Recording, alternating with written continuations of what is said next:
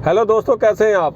दोस्तों, अगर आपने देसी संस्कृत से पहले वाली वीडियो देखी है तो आपको पता होगा कि मैंने इस गाड़ी से एक बहुत लंबा टूर किया था और वो टोटल जो टूर था वो लगभग 4000 किलोमीटर का था। तो आज इस वीडियो में मैं बात करूंगा कि अगर आपको किसी लंबे सफ़र पे जाना है तो क्या अपनी गाड़ी में जाने से क्या फ़ायदे हो सकते हैं, जहाँ फिर दूसरा अल्टरनेटिव है कि ट्रेन में जाने से क्या फ़ायदे हो सकते हैं और दोनों का जो खर्चा है वो लगभग कितना रहेगा। तो दोस्तों, ये वीडियो बहुत ही इन्फॉर्मेटिव होने वाली है। अगर आप ट्रैवल करना पसंद करते हैं या फिर किसी काम से ही अगर आपको ट्रैवल करना है तो आपको एक आइडिया हो जाएगा। दोस्तों, अक्सर ऐसा होता है कि हमारे पास ये ऑप्शन होती है कि हमें कहीं जाना है, अपनी गाड़ी से जाएं या फिर ट्रेन से जाएं।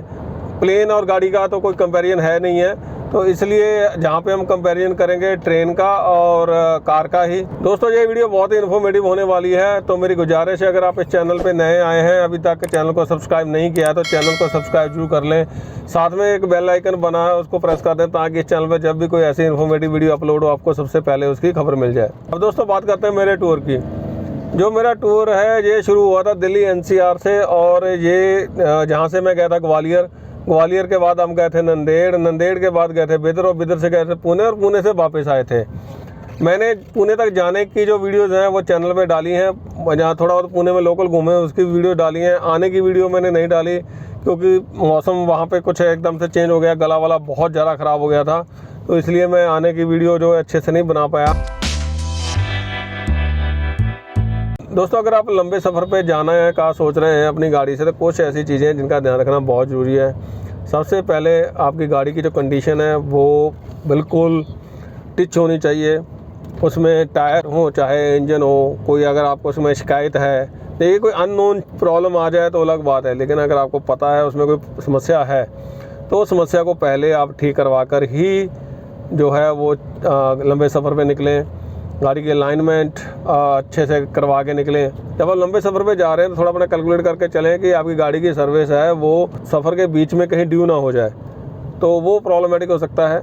तो अपनी गाड़ी की सर्विस वगैरह अच्छे से करवा कर ही जाएं। जब भी आप अपना प्लान करें कहीं जाने का तो देखें आप कितने ड्राइवर हैं, आप कितनी देर तक गाड़ी चला सकते हैं। मेरा ड्राइविंग स्टाइल है उसके हिसाब से 70 से 80 किलोमीटर 1 घंटे में गाड़ी चला लेता था एवरेज, तो उसी हिसाब से मैंने अपना स्टे का प्लान बना रहा था। जो बिल्कुल मिड पॉइंट है मुझे वहाँ पे स्टे करना जो है वो मेरा प्लान रहता था। तो अगर आप 2 ड्राइवर हैं तो गाड़ी ज़्यादा लंबे समय तक चला सकते हैं, तो उसी हिसाब से देखें। आप कोई छोटा टाउन चूज़ करें जो बिल्कुल हाईवे से 2-3 किलोमीटर से ज़्यादा अंदर ना हो, ताकि अगर समय बर्बाद ना हो। अपनी ऑप्शंस खुली रखें। छोटे मोटे टाउन में भी आजकल बहुत अच्छी रहने की और खाने की जो है जगह मिल जाती हैं, कोई इतनी बड़ी प्रॉब्लम नहीं है। तो आप वो रास्ते में अपने जब भी आपका रुकने का मन हो 1-1.5 घंटा पहला सर्च कर सकते हैं मोबाइल पे, आराम से बुकिंग वगैरह हो जाती है, इतनी कोई प्रॉब्लम नहीं है। तो आप अपने ठहरने का प्लान जो है वो उसी हिसाब से बनाएं कि आप गाड़ी एक दिन में कितने किलोमीटर तक चला सकते हैं। हरी ना करें, ड्राइविंग जो है वो विद इन लिमिट चलाएँ, जो भी हाईवे की लिमिट है स्पीड की। जितना आप गाड़ी तेज़ चलाओगे उतना ही आप अनकम्फर्टेबल रहोगे, तो हाईवे की लिमिट के हिसाब से ही चलाना बेहतर रहेगा। जब हम पुणे से वापस आए तो इंदौर की तरफ से आए, तो उस समय जो इंदौर है वो बिल्कुल सेंटर पॉइंट बन रहा था, लेकिन मैंने इंदौर में ना रुककर जो है देवस करके एक जगह आती है इंदौर के बाद, वहाँ रुके। क्योंकि आप बड़े शहर में फंस चले जाते हो, फिर वो ट्रैफिक वाली समस्या भी कहीं ना कहीं आपको मिल जाती है। उन चीज़ों में फंसने से अच्छा है कि आप हाईवे के आसपास स्टे करें।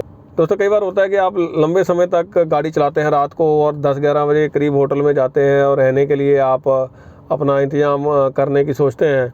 11 बजे के बाद जो होटल है आपको बहुत ही सस्ते रेट में मिल सकता है कहीं पर भी। अगर उसका नॉर्मल रेट अगर मैं एग्जांपल लूँ 2000 है तो वो आपको 700-800 में भी दे दें। प्री बुकिंग करने से अच्छा है कि आप ओवर द काउंटर जाके बुकिंग करो, तो आप बहुत ही अच्छे से नेगोशिएट कर सकते हैं। 11 बजे के बाद प्रोबेबिलिटी किसी के आने की बहुत कम होती है होटल में, तो इसलिए उसके बाद जो आपको खाली रूम है बहुत ही कम रेट पर मिल जाते हैं। तो दोस्तों, सबसे पहले हम बात करें कंफर्ट की। इस बात में कोई शक नहीं है कि ट्रेन में जो कंफर्ट है वो काफ़ी ज़्यादा रहता है, क्योंकि जब आप गाड़ी में जाते हैं तो गाड़ी आपको खुद चलानी पड़ती है, आपको या आपके किसी फैमिली मेम्बर को। और गाड़ी में अगर 4 से ज़्यादा लोग हैं, चाहे वो गाड़ी कोई भी हो, थोड़ी सी अनकम्फर्टेबल हो जाती है। अगर गाड़ी में ज़्यादा लोग हैं तो वो उतना ही अनकम्फर्टेबल हो जाता है बैठना। पीछे वाली रो पे 2 लोग बड़े आराम से बैठते हैं, तीसरा आदमी जब बैठता है तो बहुत लंबे सफ़र पे जाना जो है वो इतना कंफर्टेबल नहीं रहता। ट्रेन में आप जाते हैं, आराम से आप एक बार बैठ गए, उसके बाद कोई बड़ी समस्या नहीं होती, ट्रेन अपने आप चलती है, उसको कोई आपके लिए और व्यक्ति चला रहा है। और अगर आप बहुत लंबे सफ़र पे जा रहे हैं, उसमें नाइट स्टे भी पड़ रहा है, तो गाड़ी में ये थोड़ा प्रॉब्लमेटिक हो जाता है कि आपको जहाँ तो कहीं रुकना पड़ता है, जहाँ फिर मल्टीपल ड्राइवर्स हों तो आप अपने सफ़र को कंटिन्यू कर सकते हैं। सोने के लिए भी ऑब्वियसली ट्रेन जो है, आप ट्रेन में सो सकते हैं, आपकी जो रात है वो सोते सोते निकल जाएगी। तो इस हिसाब से अगर मैं ओवरऑल कंफर्ट की बात करूं तो उसमें ट्रेन जो है उसका कंफर्ट बहुत ज़्यादा है गाड़ी के कंपैरिजन में। अब दोस्तों कंफर्ट में एक और चीज़ अगर मैं ऐड करूं कि अगर आप तो पॉइंट टू पॉइंट जा रहे हैं, मान लो आपने एक जगह से सिर्फ दूसरी जगह जाना है, तो ट्रेन काफ़ी कंफर्टेबल है। अदरवाइज़ जैसे मेरे स्टॉप काफ़ी थे, तो मेरे कई जगह पे जाना था, उस मामले में जो अपनी गाड़ी में जाना वो ज़्यादा कंफर्टेबल हो जाता है।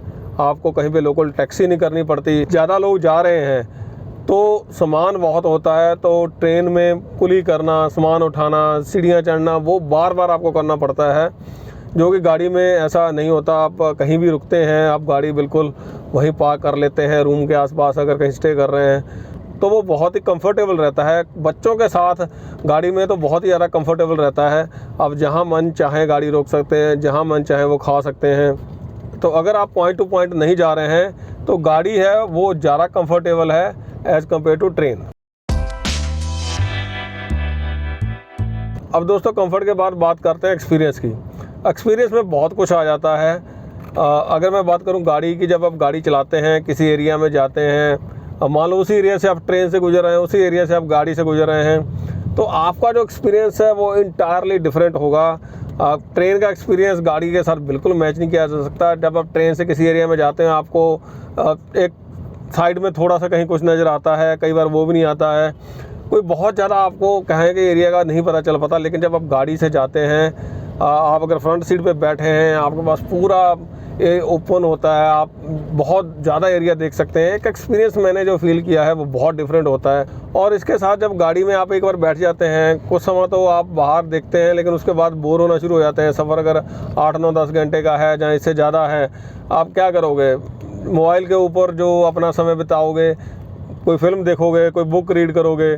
गाड़ी में जब आप जाते हैं तो काफ़ी समय एंगेज रहते हैं। चाहे मैंने ये भी देखा आपके साथ पैसेंजर हैं, वो गाड़ी नहीं चला रहे हैं, वो भी काफ़ी एंगेज रहते हैं। आसपास बहुत कुछ होता है, सीनरी होती है, आप पूरे व्यू को एंजॉय करते हैं। जब मैं जा रहा था, ख़ास तौर पे एमपी में था, वहाँ पे इतनी सीनरी अच्छी थी, बहुत ही बढ़िया, ड्राइव करने का बिल्कुल मज़ा आ रहा था।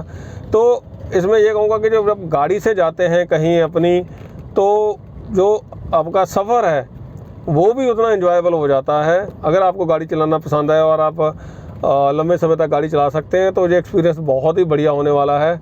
सिर्फ ट्रैफिक में गाड़ी चलाना एक समस्या होती है, अदरवाइज़ बहुत मज़ा आता है, सच्ची बताऊँ तो। इस हिसाब से दोस्तों अगर मैं बात करूँ तो जो एक्सपीरियंस गाड़ी से मिलता है वो ट्रेन में नहीं मिलता। तो एक्सपीरियंस आपका बहुत बढ़िया होता है, डिफरेंट एक्सपीरियंस होता है। मैंने जैसे बहुत सारी स्टेट्स के थ्रू गुजरा, तो आपको लोकल ट्रेड्स महसूस होते हैं। आप मेरी वीडियोस को डिटेल में अगर देखें तो आपको समझ में आएगा कि एक स्टेट दूसरी स्टेट से कैसे डिफरेंट है। वो अब ट्रेन में आप मान लीजिए दिल्ली से महाराष्ट्र चले जाते हैं, बीच में राजस्थान आ गया, बीच में एमपी आ गया, वो आते हैं चले जाते हैं। लेकिन आप गाड़ी से जाते हैं तो आप उस चीज़ को महसूस करते हैं। इसलिए जो एक्सपीरियंस है वो गाड़ी में बहुत ज़्यादा बेहतर होता है ट्रेन के मुकाबले। और दोस्तों एक और चीज़ जो है वो है रिस्क। जब आप अपनी गाड़ी से जाते हैं तो रिस्क बहुत ज़्यादा बढ़ जाता है ट्रेन के मुकाबले, क्योंकि जो हमारे इंडिया के रोड हैं वो दुनिया के किलर रोड माने जाते हैं। और बहुत सारे हमारे यहाँ एक्सीडेंट होते हैं, और एक्सीडेंट का कारण ये जरूरी नहीं कि ड्राइवर की गलती हो। आजकल रोड की कंडीशन बहुत अच्छी है। जो हाईवे 44 था बहुत बढ़िया मिला मुझे। कुछ जगह नंदेड़ के पास जाके अगर आपने मेरी वीडियो देखें तो वहाँ पे बहुत ख़राब था, अदरवाइज़ हाईवे 44 बहुत बढ़िया है। लेकिन आवारा पशुओं की प्रॉब्लम इतनी ज़्यादा है, बहुत ही ज़्यादा प्रॉब्लम है, तो वो बहुत ही ख़तरनाक हो जाता है। तो आप बहुत ध्यान से आपको गाड़ी चलानी पड़ती है। मैं तो कभी भी रिकमेंड नहीं करूँगा कि आप इतने लंबे सफ़र में जा रहे हैं। ख़ास तौर पे मैं यहाँ पे बोलूँगा कि अगर आप NH 44 पे जा रहे हैं तो भाई रात को ड्राइव करना अवॉइड करना होगा आपको, तभी जो सफ़र आपका वो सेफ़ रहेगा। ट्रेन में देखो सेफ्टी बहुत ज़्यादा होती है। मौसम का चाहे कैसा भी हो, ट्रेन लगभग चलती रहती है। जो फॉग वगैरह है वो नॉर्थ में ज़्यादा होती है, साउथ में तो इतना नहीं होती। गाड़ी में जो रिस्क है ऑब्वियसली ट्रेन से कई गुना ज़्यादा है। तो दोस्तों अब बारी आती है खर्चे की। जैसे अगर मैं अपनी गाड़ी की बात करूं, मैंने इसकी जो माइलेज कैलकुलेट करी है लंबे सफ़र पे, वो 15-16 किलोमीटर पर लीटर के आसपास रही है। कभी इससे कम हो गई, कभी इससे ज़्यादा हो गई। वो डिपेंड करता था कि मैं जो गाड़ी है कितनी स्पीड पे चला रहा हूँ हाईवे पे। तो 15 की मैंने एवरेज पकड़ी, तो उस हिसाब से जो मेरा तेल का खर्चा हुआ है पूरे सफ़र में वो लगभग 23,500 रुपये के करीब मेरा तेल लगा। अब जो डिपेंड करता है कि आपकी गाड़ी की माइलेज कितनी है। अगर CNG में है कोई दिक्कत नहीं है, आप लंबे सफ़र पे जाते हैं, CNG लगभग आज हर जगह अवेलेबल है, तो उसी हिसाब से आप कैलकुलेट कर सकते हैं। पर किलोमीटर निकाल के लगभग खर्चा आपका उतना ही बैठेगा। साथ में जो टोल लगे हैं वो 5,000 रुपये के लगे हैं। मुझे लगता है कि अगर मैं इसी रोड पे दोबारा जाऊँ आज से 6 महीने बाद, साल बाद, तो टोल और भी बढ़ जाएंगे, क्योंकि कई जगह पे हाईवे जो है अंडर कंस्ट्रक्शन था, तो वहाँ पे टोल नहीं थे। तो टोल वाला खर्चा काफ़ी बड़ा है, अलग से है तेल के बाद। अगर मैं दोस्तों इसको कंपेयर करता हूँ ट्रेन से, अब ट्रेन में भी डिपेंड करता है कि आप कौन सी टिकट ले रहे हो, फर्स्ट AC ले रहे हो, सेकंड AC ले रहे हो। लेकिन मैं कंपेयर कर रहा हूँ इसको थर्ड AC के साथ, थर्ड AC स्लीपर। और मैं इस हिसाब से देख रहा हूँ कि अगर आप 4 लोग जाते हैं तो गाड़ी में देखिए 4 से कम जा रहे हैं कितनी कहीं पे, तो वो ज़्यादा महंगा है स्ट्रेट, उसमें कोई शक ही नहीं है, वो बहुत महंगा पड़ता है। लेकिन अगर आप 4 लोग कहीं पे जा रहे हैं, और मैं इधर कंपेयर करता हूँ थर्ड AC में आप ना जाके अपनी गाड़ी से जाते हैं, और उसके बाद में रेलवे स्टेशन तक जाने का खर्चा, जहाँ पे आप जा रहे हैं वहाँ से घर जाने का खर्चा, लोकल ट्रांसपोर्ट वगैरह मैं अगर ऐड करूँ, तो मेरा ख्याल है कि भाई आपका गाड़ी और ट्रेन का खर्चा बिल्कुल बराबर बैठने वाला है।